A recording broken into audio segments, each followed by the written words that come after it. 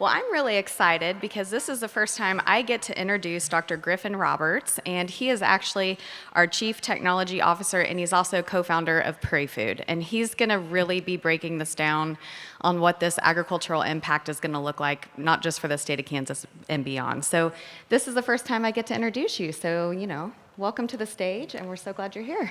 Thanks, Trish. Thank you, everybody, for being here. It's wonderful to see everybody, hear all the talks that we've heard thus far. I'm going to be kind of reiterating some of the things that we've already seen.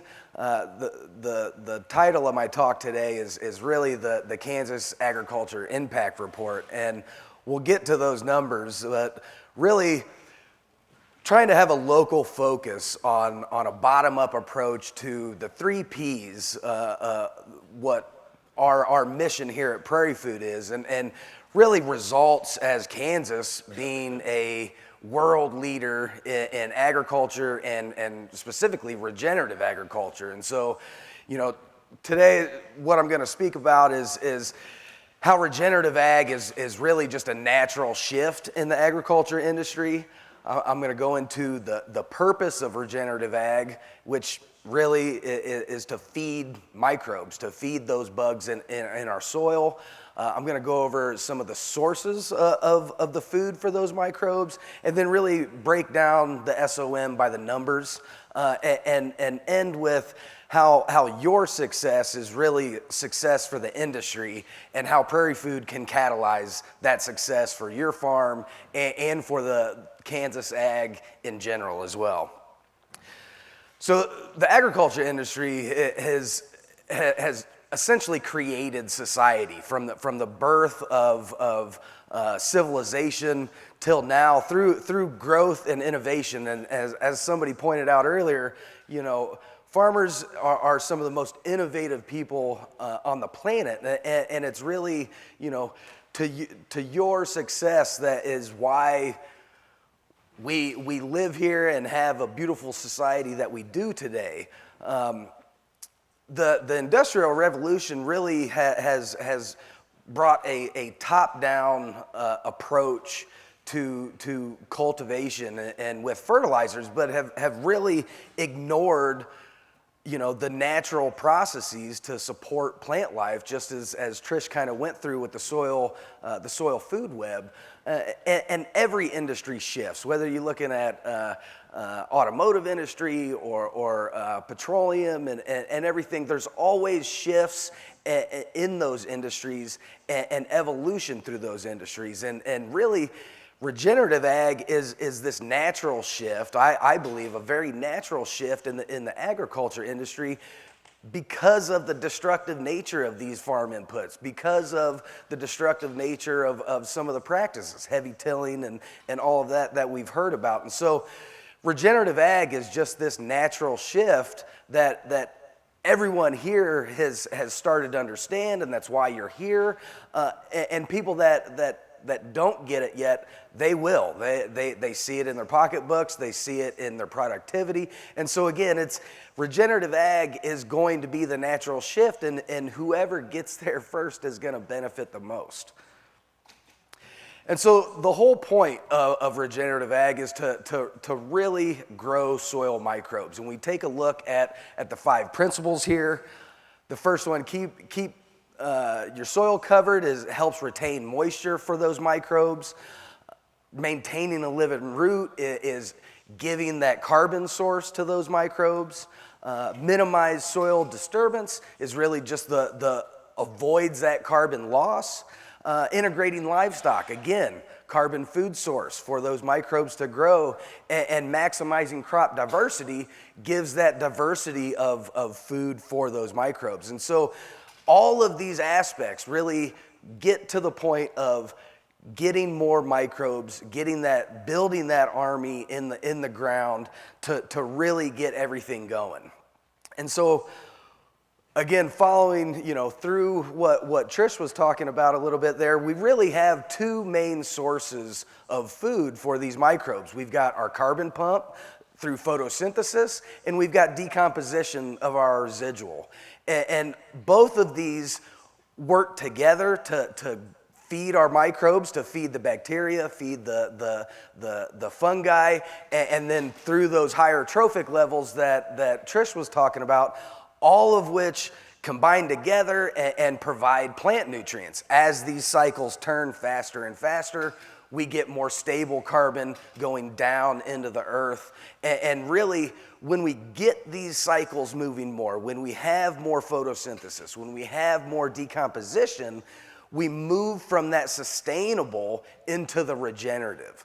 And that's the goal here, is to build up that carbon, build up those microbial biomass so we can increase the productivity of our land, feed more people with the less land, and of course, we all need to make more money, right? And so that's really where the regenerative aspect comes from, is building up that microbial army which feeds everything in the soil, and the byproducts of that is what's feeding your plants. And that's offsetting your fertilizer inputs, right? We don't need to spend all that money on that fertilizer when nature gives us the way to do it.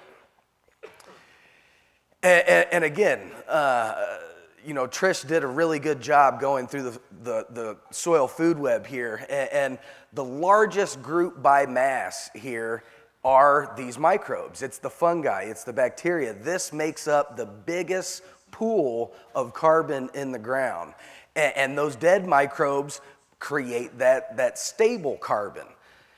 And so again, we get that cycle turning, we get more photosynthesis, more carbon for those microbes, more microbes. Now we're retaining more water, we're storing that carbon, and we have more nutrients going to our plants. Everything is really in symbiosis with each other, and want to get that cycle turning. The more it's turning, the more carbon's going down, the more nutrients going to your plant, and the more productivity your ground's going to have, and ultimately end up in your pocketbook. So let's break it down by numbers, right? So we've seen a few numbers here and there, but let's really take it piece by piece here. And so our basis for this is going to be an acre foot of soil. In that acre foot, there's roughly 4 million pounds of material. 1% of soil organic matter means we have 40,000 pounds of soil organic matter. At a 58% carbon, and the various ratios that you see there for your carbon to nitrogen to phosphorus, potassium, and sulfur, we now see the breakdown of how much carbon and how much of these nutrients are actually in that 1% of SOM in an acre foot. And if you look at this ratio, it's really the elemental balance of life. All microbes, going from plants to animals, really all have a very similar ratio of these basic elements. And so let's think about carbon, right? So carbon as an element it is just one element. When we think of CO2 equivalents, when we're talking about carbon markets, we actually have a weight conversion there, right? So carbon in and of itself, there we go, I got it. Has a what's called a molar mass of 12. Well, CO2 is one carbon with 2 oxygens. So we have this ratio here where we have 1 pound of elemental carbon times this ratio, we get 3.66 pounds of CO2 equivalent. And the CO2 equivalent is essentially where or the metric that we need to use to be able to buy and trade carbon on the open market. And so if we look again at this 1% of SOM, we've got 2,300 pounds of carbon, taking that times our ratio, and so now in that 1 acre foot of 1% SOM, we have 85,000 pounds of CO2 equivalents. That's a lot of carbon in 1% of SOM. Secretary Beam went over some of the numbers of Maine, Kansas ag. 47 million cultivated acres, essentially. So let's look at a 20% success rate of that. If we can regenerate our soils back to that native level that Rob kind of talked to us about, that was in the range of 10 to 15% SOM. So 20% success rate here, we're looking at roughly 9.4 million acres, okay? And we're gonna focus in on the impact to the carbon storage, the water, and the nutrients that we spend so much money buying our fertilizers for. So again, going through this carbon storage, okay, so 1% SOM, we've got 85,000 pounds, equates to essentially 38.5 metric tons of CO2 equivalents. And again, we're putting these in metric tons because that's where the carbon market is. They go in metric ton units. And so again, 20% success rate of our cultivated land times a 10% SOM. So if we can add, go from a 1.5 to an 11.5 or a 2 to 12 in a 10-year, 20-year period, whatever we're talking about here, now we're looking at 3.6 gigatons of CO2. This is astronomical amount of CO2. There are people that are putting trillions of dollars into plans that can only get 1 gigaton. That's essentially what a lot of really rich people are looking at. They're trying to put money into projects. We heard a little bit about the vacuum cleaners. 1 gigaton is what a lot of people are looking at as, okay, that's something that might help or benefit the world. We're talking a 20% success rate just in Kansas agriculture alone, going to 3.6 gigatons. This is orders of magnitude higher than any other technology that we've looked at for carbon capture or sequestration, and it's all done with agriculture, with the soils, and with you, everyone here in the room. So what does this mean, in terms of money? We talked a little bit about the carbon markets yesterday during the panel. So let's think if we can get that $45 per ton CO2 equivalent, $160 billion to Kansas revenue. That's not peas and carrots. That's money into the state at a 20% success rate. Okay, and that's great for Kansas, but what about you? What about the farmer, right? That's what really matters, and that's what we all need to consider. And through the 3 Ps, that profit is a very important aspect, because we can't help the planet and we can't help the people if we're not making money doing it. And so, like Trish was saying, we've seen a range of SOM increases in 1 year.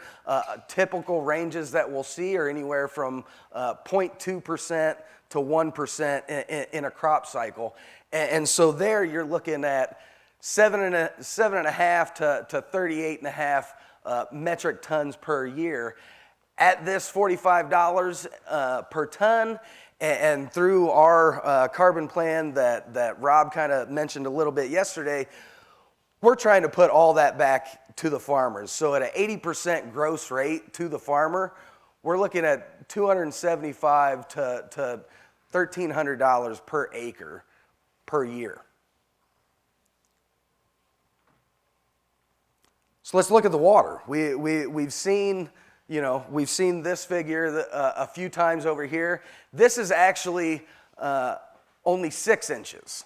So looking at a half acre foot, the USDA tells us that 1% of SOM can store 25,000 gallons. So if we take that to our basis of an acre foot, we're looking at 50,000 gallons per 1 point of SOM. And if we meet our target at 10%, we've got 500,000 gallons of additional water availability per acre.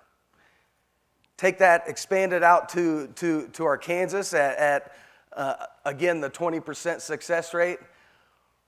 We're talking 14.5 million acre feet. This changes the game on the water. Now the Agala goes from depleting to increasing. All that water is now able to stay in our soils and start filling up those aquifers instead of pumping it out. Per acre on an annual basis, how much are you pumping out every year? Is it more or less than that?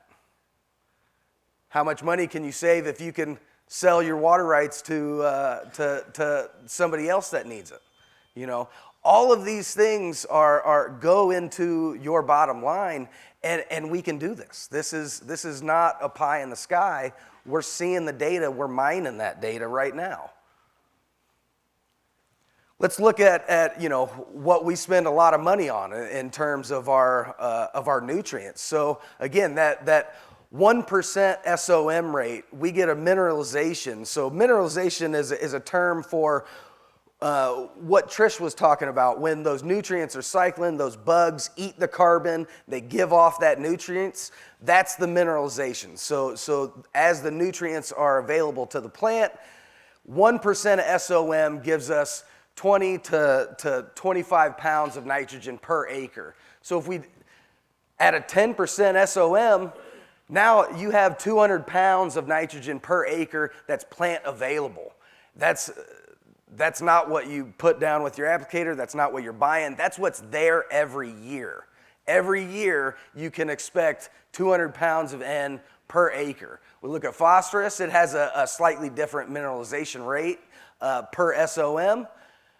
At a 10% SOM, we've got 45 pounds per acre. Sulfur here, 20 pounds per acre. If you had this in your soil, would you buy any more fertilizer? Would you need to? Could you meet your yield goals? Could we feed the planet? I think so. So let's take a look at PrairieFood and what it does. And I really like to say that we're trying to provide a commercially available input for you, because not everybody can integrate all of those, those 5 aspects of regenerative ag, and sometimes you need to buy something to put it down. And we're providing that commercial input that you can work with Mother Nature. And so how it's made actually mimics nature. It uses similar chemistry that the earth uses to cycle its carbon and actually make fossil fuels. So it's a destructive chemistry, if you will, breaking up all those carbon chains into smaller ones, and providing this diverse microbe food. How it's used feeds nature. It really goes to the heart of these 2 aspects for the regenerative ag. It's the integrating livestock is providing that carbon food. That's what PrairieFood is. We make it from livestock waste, right? And we break up those carbon chains smaller and smaller to where the microbes can eat them much faster. It's also a big diversity part, right? So carbon diversity, having all of these different food sources for all of those microbes to be able to eat on and get that wheel turning, get that cycle turning. It feeds nature in the diversity and the availability, which are extremely important for building that microbial army, storing that carbon, and storing that water, and providing that nutrient availability. So let's kind of take a look at microbe availability as a timeline. Sometimes you can, it helps me to look at this, on a scale like we have here. So over here on this line, we've got carbon size or nutrient availability to the plant, right? And so if we think about manure is some digested forage some undigested forage. And so the carbon size is actually fairly large. And the first thing that happens is these large carbon consumers have to eat that. Their waste goes down until it breaks down, and then the smaller consumers can get it, and then finally the plant has forms available. So everybody understands, oh, if I put manure down now, I'm only going to get, X availability this year, and it's not very much. We think of compost. Compost is actually, that same manure that has already been broken down by various microbes, and some of that actually gets more stable. So in compost, you've got harder components to digest, and it takes a little bit longer for finally to see the benefits to the plant. Fertilizer doesn't care about any of this. Fertilizer only provides those nutrients to the plants. PrairieFood, as Trish has kind of said, we've got multiple forms of carbon in there. You see, some of the jugs of PrairieFood around here, you can see some of that solid material settle out. And so it's a diverse, larger group, smaller than the manure because that, and the compost, that's what we started off with, and we've broken it down more. And so you provide, all of these guys in here get something with this fraction. You look at the liquid has even smaller. So now you're feeding these guys and some that goes directly to the root rhizome microbes and feeding the plant. And so when you're applying that PrairieFood slurry, you're really providing this complete array of carbons to feed all of these microbes at one time. And that's how we get things turning. That's how we have such big impact, is because all of those fungi that Rob pointed out, the 55,000 different classes and kinds of microbes, everybody gets something to eat, everybody poops, provides nutrients to the plants, and everybody dies eventually. And so the whole goal is to continually build this microbial biomass, and that's how we get those big benefits. And so, just to recap, we've talked about the impact that we can do, the change that we can make, and at the end of the day, when we are successful, we can have huge gains in carbon sequestration, in water availability, and nutrients availability too. So with that, I think I'll open up any questions, or we can maybe just go into our panel as well.